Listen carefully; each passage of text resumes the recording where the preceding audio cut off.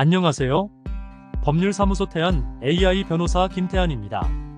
개인회생 변제금을 최대한 낮추려면 어떻게 해야 할까요? 개인회생을 할 때 부양가족을 몇 명까지 인정받느냐에 따라 월 변제금이 크게 달라지게 되는데요. 오늘은 개인회생 변제금 산정에 가장 큰 영향을 미치는 요인인 부양가족에 대해 알아보겠습니다. 일반적인 개인회생 월 변제금은 소득에서 최저 생계비를 제한 금액으로 산정됩니다.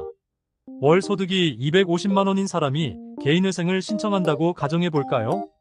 1인 가구로 인정되었을 때와 2인 가구로 인정되었을 때 월 변제금은 87만원가량으로 큰 차이가 발생합니다. 그래서 대부분의 의뢰인들께서 최대한 많은 부양가족 수를 인정받기를 희망하시지만 실무상 부양가족에 대한 법원의 태도는 굉장히 엄격합니다. 예컨대 배우자와 자녀가 있다고 해서 무조건 3인 가구 기준으로 변제금을 낮출 수 있는 건 아닌 것이죠. 첫 번째로 자녀에 대한 부양가족 기준을 잘 살펴야 합니다. 취업하지 않은 자녀를 부양하고 있다고 해도 자녀가 다 큰 성인이라면 부양가족에서 제외됩니다.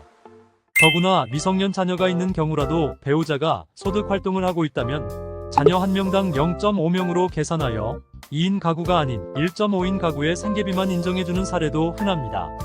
심지어 배우자의 소득이 개인회생 신청자 소득의 30% 이상으로 크다면 미성년 자녀를 부양가족으로 포함시키는 것조차 어려울 수 있습니다. 다음은 부모님에 대한 부양가족 인정 여부입니다.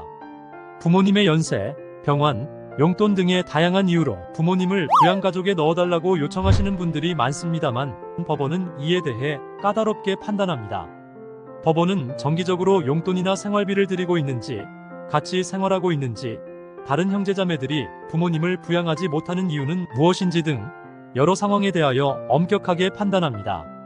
채무자에게 형제자매가 있다면 노부모님의 부양을 형제들의 공동부양 의무의 시각으로 바라보는 것이 법원의 태도라는 점 유의하시길 바랍니다.